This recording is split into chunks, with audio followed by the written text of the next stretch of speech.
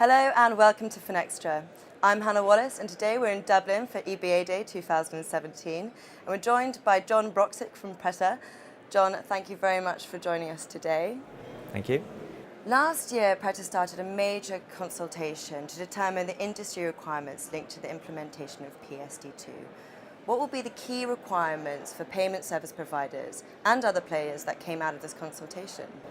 Well, the main outcome that we found, the first question we were asking is there a collaborative space for PSD2? PSD2 requires that banks, ASPSPs and new service providers, the TPPs, communicate what people are talking about as APIs. But APIs are something individual. You don't need to have a common scheme or a common infrastructure for that normally. So we were trying to understand if this is something that the industry could really implement on its own, or was there something that everybody has to gather around and work together on? And the clear answer was yes, there is something that banks and service providers and TPPs have to work together on, particularly a directory, also a set of standards and maybe other services as well. John, we all know that PSD2 and other related regulatory standards are still causing havoc in the industry. What's your organisation doing to cope with these changes? Well, there's so many changes and so much uncertainty that it's very hard to get things moving.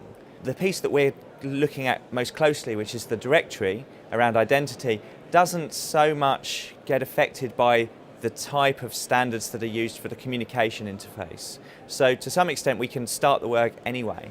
I think the second point that's important is that for a long time the industry has been waiting for somebody to bring clarity. And it's now clear that this clarity is not going to arrive from the sky.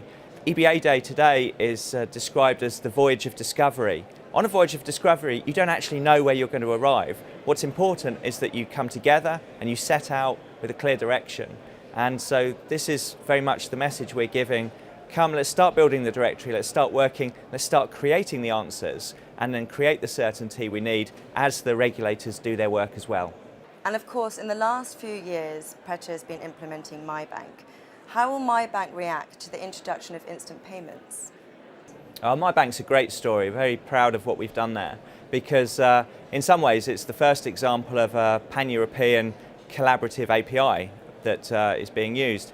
Now we're really big in Italy and growing in Greece and other countries. So as instant payments comes in, this is a great opportunity to bring together real-time settlement with real-time information. So the instant payments give an instant settlement and instant financial flows, but you also need that instant information leg, otherwise people don't know that the money's arrived, which is useless. So there's a lot of opportunity for MyBank and instant payments and APIs and instant payments working together generally in Europe. John, thank you very much for speaking with us today. I hope you enjoy the rest of the event. Thank you very much, Hannah. And thank you for watching.